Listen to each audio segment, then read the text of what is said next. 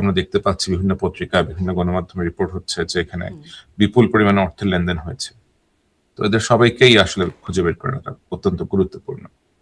হাদির মৃত্যু পরবর্তী যে জিনিসগুলো আমরা দেখলাম, এখানে আমরা খুব স্পষ্টভাবে দেখতে পাচ্ছি বিশেষ কিছু গোষ্ঠী, বিশেষ কিছু ব্যক্তি সম্পূর্ণ নিজ স্বার্থ হাসিলের উদ্দেশ্যে, যারা বহুদিন ধরে বলে আসছে, প্রথম আলো, ডেইলি স্টার এই পত্রিকাগুলোর সাথে বিশেষ কোনো রাষ্ট্রের যোগাযোগ আছে, এই পত্রিকাগুলো বিশেষ কোনো গোষ্ঠীর পারপাস সার্ভ করছে, বহু মাস ধরে, বহু কয়েক বছর ধরে তারা এগুলো বলার চেষ্টা করেছে, এবং এই ইনস্টিটিউশন গুলোর উপরে এদের এক ধরনের ক্ষোভ, পুঞ্জীভূত ক্ষোভ আমরা দেখতে পাচ্ছি, এবং এদেরকে আমরা আইডেন্টিফাইও করতে পেরেছি যে এই ব্যক্তি এবং এই গোষ্ঠীরা অ্যাকচুয়ালি কারা, তারা কি চাচ্ছেন। কারা কারা তারা এই ব্যক্তি এবং গোষ্ঠী?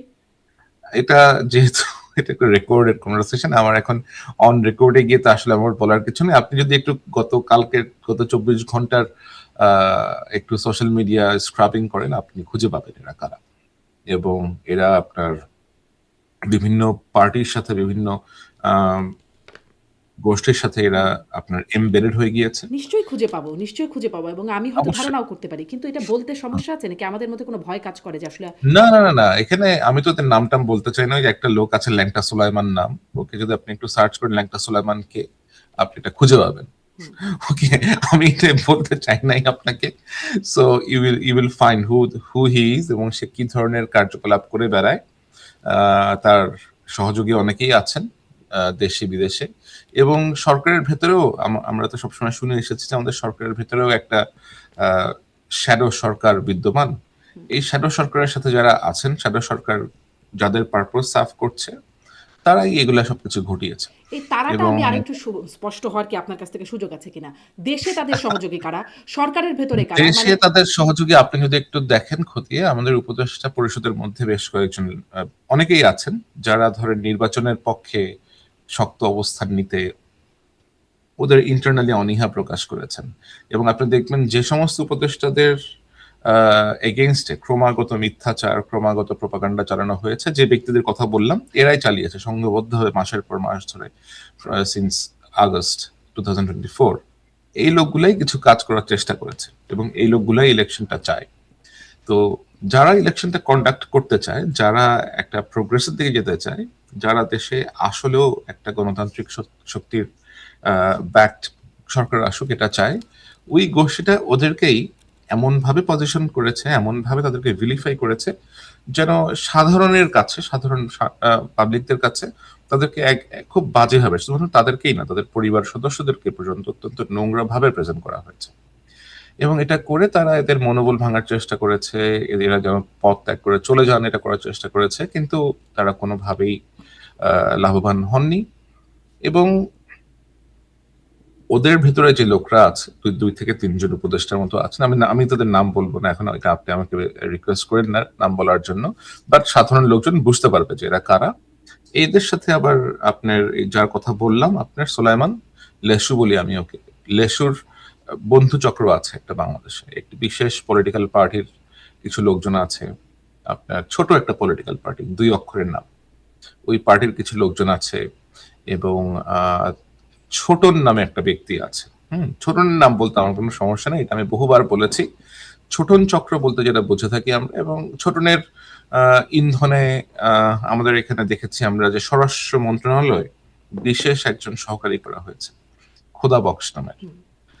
খোদা বক্স এরপরে আসলো রোহিঙ্গা বিষয়ক উপদেষ্টা হয়ে এসে, রোহিঙ্গা বিষয়ক সহকারী হয়ে এসে একজন হয়ে গেলেন বাংলাদেশের নিরাপত্তা উপদেষ্টা। এই যে তাদের পোর্টফোলিও গুলো আছে, তাদেরকে যে এই টাস্ক গুলো দেওয়া হয়েছে, তাদের অ্যাকচুয়ালি কাজটা কি, তারা কি কাজটা করছেন বাংলাদেশে, আপনি যদি একটু ভালো করে দেখেন যে তাদের আসলে ইতিহাসটা কি, তারা কাদের সাথে ইনভলভ ছিল, তারা কি কি করেছে অতীতে, তাহলে আপনি অনেক কিছু বুঝতে পারবেন। তো আপনার কাছে একজন উপদেষ্টা আছে, আমি গতকালকে দেখলাম যে 2 জন উপদেষ্টার ব্যক্তিগত সহকারে একটা বিশেষ রাজনৈতিক দলের কর্মী ছিলেন আগে, ওই বিশেষ রাজনৈতিক দলের সাথে তারা যুক্ত ছিলেন, এবং এরকম শুধুমাত্র সহকারী না, আপনি আমাদের স্বরাষ্ট্র সচিব যিনি আছেন, আপনি ওনার রাজনৈতিক ব্যাকগ্রাউন্ড একটু যাচাই করে দেখবেন। আমাদের স্বরাষ্ট্র উপদেষ্টার কথাই আমরা সবাই বলছি যে এই লোক খারাপ, সে কোনো কাজ করছে না, হ্যাঁ হতে পারে, প্রবাবলি হি ইজ ফেইলিং। কিন্তু তার উপরেও যে এই যে খোদা বক্সকে নিয়ে আসা হয়েছে, খোদা বক্সকে কেন নিয়ে আসা হয়েছে, খোদা বক্সের কিন্তু কাজটা কি? এনারা তার উপরে চলে গেলেন কি করে? কারণ স্বরাষ্ট্র উপদেষ্টা তো আমরা যদি পদ দেখি তাহলে কোনোভাবেই মানে আর কেউ স্বরাষ্ট্র উপদেষ্টার উপরে নন আইন শৃঙ্খলা রক্ষায় যিনি অবশ্যই না, আছেন, না? অবশ্যই না। হুম, এনারা ওই যে বললাম আপনার, যে সরকারের ভিতরে যে সরকার আছে, যারা সরকারের ভিতরে হায়ারার্কি ক্রিয়েট করেছে, যাদের বিভিন্ন মহলে এক্সেস আছে সরকারের ভিতরে, এরা এগুলা করছে। আপনি দেখেন যাচাই করে যে প্রধান আপনার নিরাপত্তা উপদেষ্টা খলিল, মিস্টার খলিলুর রহমানের সহকারী আছেন, এক বিশেষ সহকারী আছে একজন, তার নাম হচ্ছে মুস্তাইন জহির। মুস্তাইন জহির অ্যাক্টিভিটিস যদি আপনি একটু দেখেন, সে কাদের সাথে ইনভলভ ছিল, আমি যার কথা বললাম আপনার সোলাইমান, লেসু, এদের সাথে মোস্তাইন জহির ইনভলভমেন্ট কি, এদের সাথে ওই যে দুই অক্ষরের পার্টিটার কথা বললাম তাদের ইনভলভমেন্ট কি, ছোটনের ইনভলভমেন্ট কি, ছোটন, মোস্তাইন জহির এবং দুই অক্ষরের পার্টির যিনি সভাপতি, এরা একসাথে গিয়ে ভারতের সীমান্ত দিয়ে এই লোককে পার করে দিয়েছিল 2018 সালের দিকে। এবং আপনি চিন্তা করেন দিনে দুপুর বেলা কাকে? বাংলাদেশের নিরাপত্তা সীমান্ত উপদেষ্টা? দিয়ে, নিরাপত্তা না উপদেষ্টা? না না, ওই যে কাকে? সোলাইমান, ও আচ্ছা, লেসু, সোলায়মান। আচ্ছা, আচ্ছা, বুঝতে পেরেছি। হ্যাঁ, হ্যাঁ, ওই লেসুকে পার হ্যাঁ, করে হ্যাঁ। দিয়েছিল ভারতের ভেতরে দিনে দুপুর বেলা। এবং সে খুব সুন্দর করে নাচতে নাচতে ভেতরের দিকে প্রবেশ করে গেল, এবং ওরা খুব সুন্দর করে পুরো জিনিসটা ভিডিও করে আবার রেখে দিল আর কি নিজেদের কাছে। তো আপনি চিন্তা করেন যে বাংলাদেশ থেকে একটা লোক অবৈধ পথে ভারতের ভিতরে ঢুকে গেল, সেখান থেকে সে আবার থাইল্যান্ডে চলে গেল। তো আপনি যখন অবৈধ পথে ভারতে ঢুকলেন, আপনি যখন ভারত থেকে থাইল্যান্ডে গেলেন, আপনি কোন পাসপোর্ট ব্যবহার করে গেলেন? আপনি তো ভারতে ঢোকার সময় আপনার পাসপোর্টে কোনো রকমের সিল পড়েনি তখন, ইটস ন্যাচারাল, তাই না? এবং আপনি যখন বের হবেন বর্ডার দিয়ে, আপনাকে তো জিজ্ঞাসাবাদ করা হবে যে আপনার পাসপোর্টের সিল নাই কেন। আপনি নিশ্চয়ই কোনো না কোনো ভাবে একটা পাসপোর্টের সিল ম্যানেজ করেছেন। এবং এই যে থাইল্যান্ড পর্যন্ত যাওয়াটা যে ব্যক্তি অর্গানাইজ করে দিয়েছে, সে এখন সরকারের ভিতরে একজন উপদেষ্টা। ওকে, তো ওনার মাথায় অনেকগুলো সাদা চুল আছে, সব চুল টুল তার সব সাদা, এটা আমি আপনাকে কি নাম দেখলে বলবো? মানে আমি যাকে বুঝছি, আমি কি নাম বলবো আপনি না বললে? না। আপনি তারপরে আচ্ছা, ওই লোক যখন ওইখানে গেল, থাইল্যান্ডে গিয়ে যখন পৌঁছালো, থাইল্যান্ড থেকে তাকে নিয়ে যাওয়ার আয়োজন করলো এই লোক। হুম, হ্যাঁ, তো যখন থাইল্যান্ড থেকে ফ্রান্সে চলে গেল এই লোক, ফ্রান্সে তো সে গিয়ে কি করছে না করছে এটা আপনি দেখতেই পাচ্ছেন। এবং গত বছরের 2024 সালের এপ্রিল মে মাসের দিকে, যার কথা বললাম, এই একই উপদেশটা আহ তাসলিম খলিল ভাইকে, মেট্রো নিউজের এডিটর ইন হুম, চিফ, তাকেই কোথায় সে সে বলেছে যে অথবা তাসলিম খলিল ভাইয়ের আহ, মাধ্যমেই আমি এটা জেনেছিলাম যে হুম। আহ, বাংলাদেশের একমাত্র উপায় হচ্ছে তালেবানাইজেশন অফ দ্য কান্ট্রি। তো তালেবানাইজেশন অফ দ্য কান্ট্রি ওনার মতো লোক বলছে, এটা হয়তো তখন আসলে আমাদের পক্ষে বিশ্বাস করা খুব কঠিন ছিল। কিন্তু এখন আমরা দেখছি যে বাংলাদেশে আসলে যেভাবে বিভিন্ন রকমের প্লট আনফোল্ড হচ্ছে, বাংলাদেশে এই বিভিন্ন রাষ্ট্রের প্রভাব যেভাবে এসেছে, যে সমস্ত রাষ্ট্র বাংলাদেশের সাথে ডিপ্লোম্যাটিক রিলেশন খুবই খুবই খুবই কম, আমাদের তেমন বাণিজ্য নাই এদের সাথে করে, তেমন কোনো কাজকর্ম নাই, বাট তাদের প্রভাব বাংলাদেশে বেশ শক্তভাবে আমরা লক্ষ্য করছি। তো সবকিছু মিলিয়ে বাংলাদেশে ধরেন আমাদের পার্শ্ববর্তী রাষ্ট্র যেটা আছে ভারত, এরা তো অবশ্যই গত 16 বছর ধরে আওয়ামী লীগের সাথে তাদের যে সম্পর্ক, তারা যেভাবে আওয়ামী লীগের সাথে কোঅপারেট করেছে এবং তারা সম্পর্ক এস্টাবলিশই করেছিল আওয়ামী লীগের সাথে, তাদের কাছে বাংলাদেশ রাষ্ট্র এবং অন্যান্য রাজনৈতিক দলগুলোর যেন আর কোনো রকমের অস্তিত্ব ছিল না। হুম।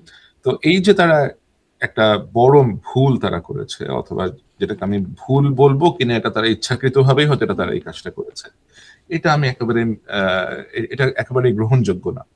তো এই কাজটার মাধ্যমে তারা বাংলাদেশের সাধারণ জনগণের সাথে কিন্তু তাদের একটা বড় দূরত্ব তৈরি হচ্ছে, কারণ নিঃসন্দেহে। তারা তাহলে আপনার গত, কথা থেকে একটু সামারি করি যে তাহলে সেই হ্যাঁ, গোষ্ঠীটির কথা আপনি যেটা ইঙ্গিত করছেন তারাই কি এখন দেশ চালাচ্ছেন? ডক্টর ইউনূস বা আমরা যে সরকার দেখছি সেটি আসলে কার্যকর না। এটা কি? কার্যকর হলেও মানে সরকারের ভেতরে একটা প্যারালাল গভর্নমেন্ট আছে।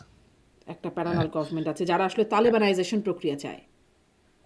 ওরকমই হয়তো কিছু একটা চায়, ওরকমই হয়তো তার কিছু একটা চায়। খুবই ভয়ংকর ব্যাপার। এখন একটু Sorry, আসলে হ্যাঁ। হাদি হত্যাকাণ্ড সম্পর্কেও একটু যাব। তবে তার আগে এই যে ঘটনাগুলো ঘটে গেল রাতভর তো যেই তো আপনাকে আমি যেটা বলছিলাম যে হ্যাঁ, ওই ভারতের সাথে যেই সম্পর্কটা বাংলাদেশের, যে একটা অত্যন্ত তিক্ত সম্পর্ক তৈরি হয়েছে বাংলাদেশের সাধারণ জনগণের এবং অন্যান্য রাজনৈতিক দলগুলো এটা অবশ্যই খুব পজিটিভলি নেয়নি।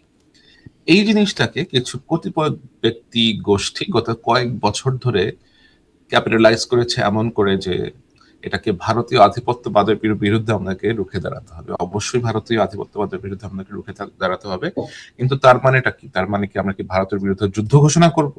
আমরা কি ভারতকে শত্রু রাষ্ট্র হিসেবে আমাদের দেখতে হবে?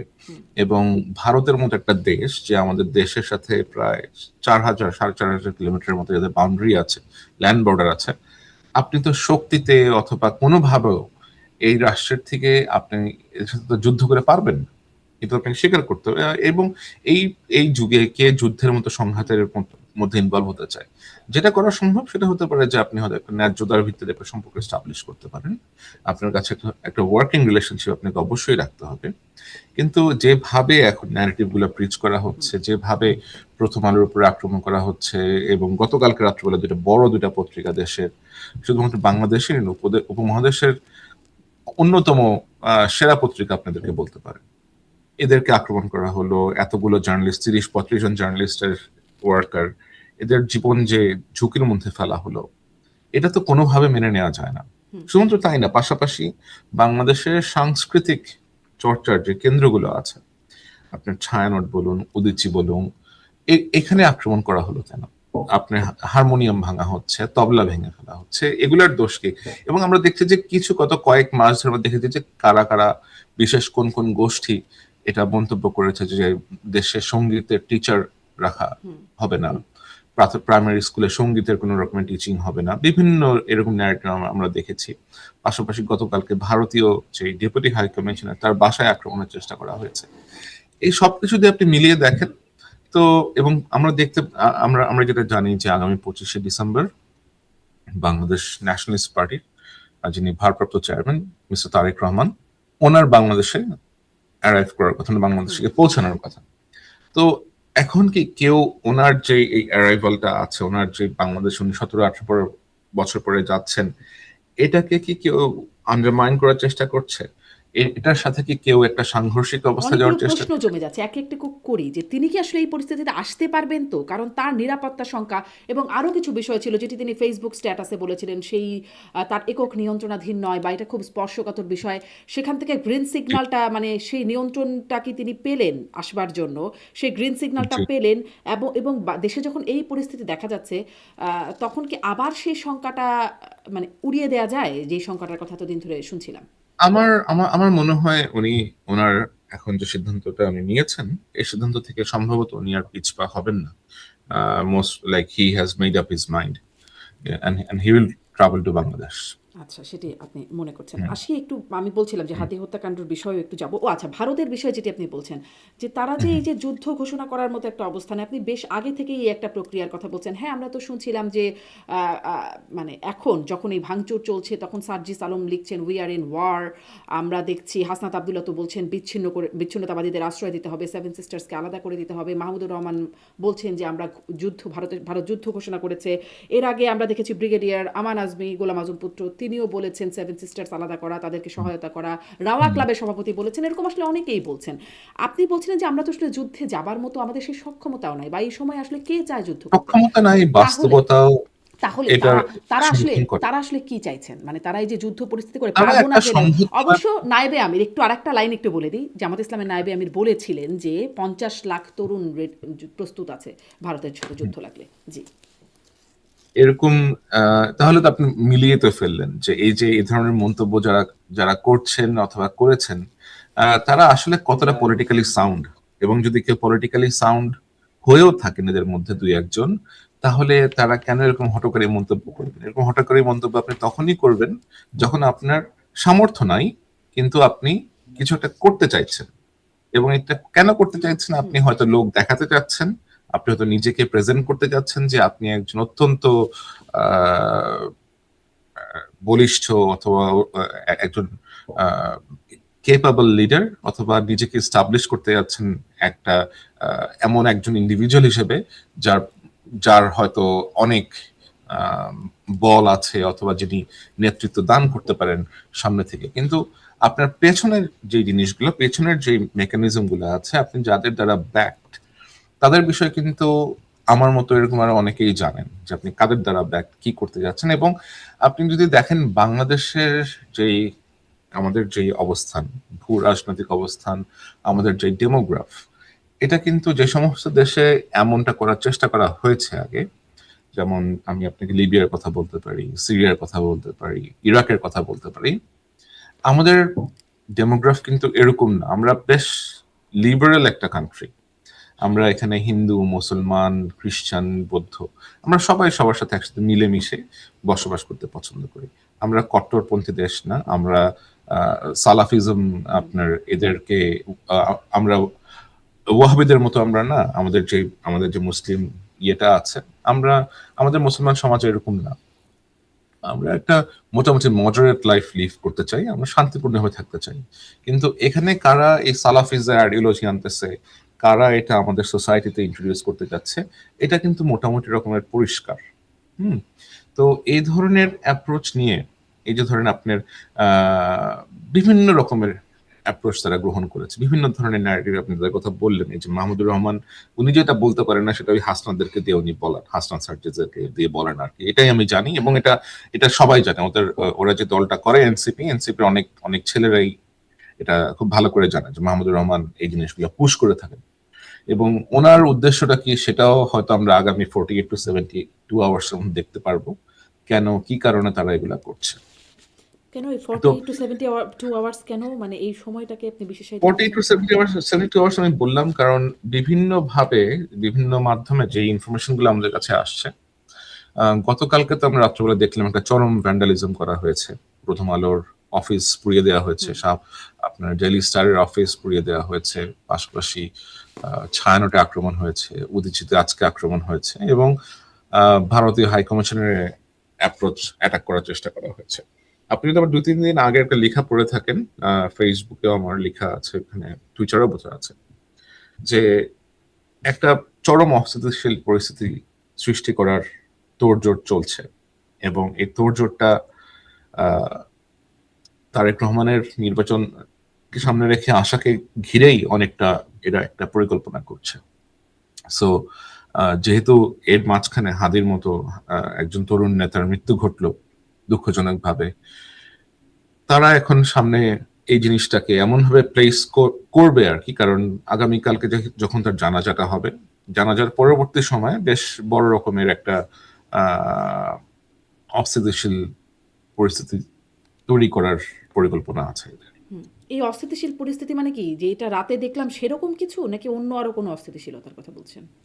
আমি আসলে এটা বিস্তারিত এখন বলে আই ডোন্ট আচ্ছা ক্রিয়েট আচ্ছা, এনি কাইন্ড অফ প্যানিক। নিশ্চয়ই। কিন্তু যারা এটা করার পরিকল্পনা করছেন, আপনি দেখবেন যে সোশ্যাল মিডিয়াতে একটু ঘাটলেই কেউ বলতেছে যে পুরা দেশ থেকে লোক আসতে হবে জানাজায় অংশগ্রহণ করতে, সবাই দলে দলে ঢাকায় আসুন। বাংলাদেশে তো আসলে ধরেন জানাজার নামাজে কিন্তু ঢাকা শহরেও অনেক মানুষ বসবাস করেন, তারা অনেকেই আসবেন, আমি যতটা জানি অনেকেই যাবেন। আপনি কি পুরা বাংলাদেশ থেকে লোক নিয়ে এসে জানাজার নামাজ পড়তে হবে, এটা এমন, আমার কাছে জিনিসটা একটু অবশ্যই চোখে লেগেছে। তার হ্যাঁ, মানে কি জানাজার নামাজের পেছনে আসলে ভিন্ন উদ্দেশ্য আছে, হ্যাঁ, এরকম? সেটা সেটা হয়তো আমাদেরকে অপেক্ষা করতে হবে দেখার জন্য যে আসলে কি উদ্দেশ্যটা এদের আছে, এবং লোকজন জমায়েত করে তারা কি কোনো বিদেশি এমবাসিতে ব্রিজ করতে চায়, তো এবং এই যে যদি তারা আপনি যে বলছেন যে একটা উদ্দেশ্য থাকতে পারে 48 থেকে 72 আওয়ার্সের একটা, এই বিষয়কে আপনার তো অনেক মানে ভেতরে অনেক তথ্য আপনার কাছে থাকে, গোয়েন্দারা জানেন তো যে অস্থিতিশীল হতে পারে, তাদেরকে কোনো প্রস্তুতি আছে বলে হ্যাঁ আপনি হ্যাঁ, জানেন? অবশ্যই জানেন, অবশ্যই আপনি জানেন তারা অবশ্যই। প্রস্তুত, নাকি হাদিকে গুলি করে পালানোর মতো ওই রকমই একটা প্রস্তুতি?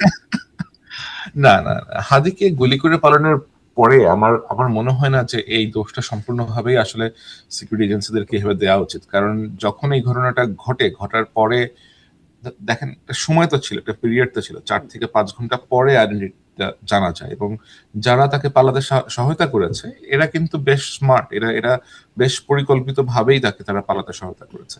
আপনি দেখবেন যে ওর যে মোটরসাইকেলটা ছিল, মোটরসাইকেলের পেছনে যখন গুলি করে তখন ওটার পেছনে যেটা সিএনজি ছিল, হুম হুম, এই সিএনজি গুলাও কিন্তু তার দলেরই সদস্য, হ্যাঁ। এবং তাদের পরিকল্পনা ছিল যে যদি ব্যর্থ হয় তারা এখান থেকে স্মোক স্ক্রিন তৈরি করে তারা এখান থেকে স্কেপ করবে, তারা এখান থেকে পালিয়ে যাবে। সুতরাং যারা এই পরিকল্পনা নিয়ে করেছে, নিশ্চয়ই 1 থেকে 2 দিনের প্ল্যান এটা ছিল না, এটা অনেক দিনের প্ল্যান ছিল। এবং এই প্ল্যানিং এর কারণে আপনি দেখেন যে আমরা দেখতে পাচ্ছি এই ছেলেগুলা কিভাবে হাদির প্রচারণার ভিতর পর্যন্ত ইনফিলট্রেট করেছে। হুম। আপনি একটা ছেলেকে ঢোকালেন, কয়েকটা ছেলেকে আপনার প্রচারণার অংশ করলেন এমন সেন্সিটিভ সময়। এই ছেলেকে আমরা দেখলাম যে সে ইনকিলাব মঞ্চের অফিসে পর্যন্ত গিয়েছিল। তো নিশ্চয়ই পরিকল্পনা করেই তারা এই কাজটা করেছে, তাই না? জি, নিঃসন্দেহে। এবং এই পরিকল্পনাটা যে কিছু একটা আছে, তাকে যে ৩০টির মতো নাম্বার থেকে হাদিকে হত্যা সহ তার পরিবারের উপরে আক্রমণ ইত্যাদি নানান রকম হুমকি দেওয়া হচ্ছিল, সেটি যেমন জানা ছিল। সবকিছু আসলে গোয়েন্দাদের জানা ছিল। তারপরে এই ঘটনাটি তো না থামানো গেল, না তাদের পালানোটা বেশ নিরাপদেই তারা পালিয়ে গেল। হুম এখানে হুম। মানে আপনি বলছেন গোয়েন্দা ব্যর্থতার কথা বলা যাবে না। তাহলে কি এরকম কিছু গোয়েন্দা ব্যর্থতা, এরকম কিছু বলার ওদেরকে সুযোগ আছে? আমি ঢালাওভাবে দোষ পুরোটা দেওয়া বলি। যাবে না। শুধু আচ্ছা, শুধু তাদের দেওয়া যাবে না। কোনো মানে ইনভলভমেন্টটা কোথা থেকে? অনেকে বলছেন ডিপ স্টেটের ইনভলভমেন্ট আছে। আদৌ আছে কিনা আপনার কাছে, মানে এটাও একটু মানে জানতে চাই। ইনভলভমেন্টেরও কোনো ব্যাপার আছে কিনা? ইনভলভমেন্টের ব্যাপারটা আমার মনে হয় বেশ পরিষ্কার হয়ে গেছে যে এখানে কারা এটার সাথে করে ইনভলভ ছিল এবং কারা কোন উদ্দেশ্য নিয়ে এই ঘটনাটাই আপনার ঘটিয়েছে। আপনি দেখেন যে এই ছেলেটার আগে রাজনৈতিক অ্যাফিলিয়েশন কি ছিল এবং এই ছেলেটা যাদের সাথে রাজনীতি করতো, আমরা কয়েকটা নাম সামনে এসেছে। ইসমাইলের নাম সামনে এসেছে, আপনার সম্রাটের নাম সামনে এসেছে, আপনার জাহাঙ্গীর কবির নানকের ব্যক্তিগত সহকারী বিপ্লবের নাম সামনে এসেছে। এবং আমার যে সমস্ত সূত্র আছে তাদের সাথে, আমি যাদের সাথে কথাবার্তা বলে, সূত্র মানে আপনার কোনো গোয়েন্দা সংস্থা অথবা কোনো সিকিউরিটি ফোর্সের সূত্র না, এটা আপনি বলেন আওয়ামী লীগ কেন্দ্রিক সূত্র বলেন, আন্ডারগ্রাউন্ড রেডের সূত্র বলেন, আমি তাদের সাথে অনেকের সাথে আমার কথাবার্তা বলতে হচ্ছে এটার বিষয়ে। এটা নিয়ে আমি যেটা বুঝতে পেরেছি যে it was a very much coordinated plan by আপনার বিপ্লব, সম্রাট, এই চক্রে মোহাম্মদপুর কেন্দ্রিক যে গ্যাংটা ছিল ওদের আওয়ামী লীগের, ওই চক্রের পরিকল্পনায় এই কাজটা করেছে। জি, আপনি তার পূর্বের রাজনৈতিক সম্পৃক্ততা বলছেন ছাত্রলীগ। আপনার পোস্টগুলো আমি খেয়াল করি। আপনি লিখেওছেন জি। যে তার রাজনৈতিক সম্পৃক্ততা কেমন। মানে এই সম্পৃক্ততা আবার অনেকে এরকমও প্রশ্ন করছেন, সেরকম সম্পৃক্ততা কিনা যেরকম করে সাদিক কায়েম সম্পৃক্ত ছিলেন, হাসনাত, সার্জিস এনারা যেরকম সম্পৃক্ততা ছিলেন, যেটাকে এখন ইদানিং বলা হচ্ছে লুঙ্গির নিচে লুকিয়ে থেকে রাজনীতি করা। সেরকম আসলে আ আ আ এও লুকিয়ে থেকে, তাছাড়া এত কাছে আসলো কি করে হাদির?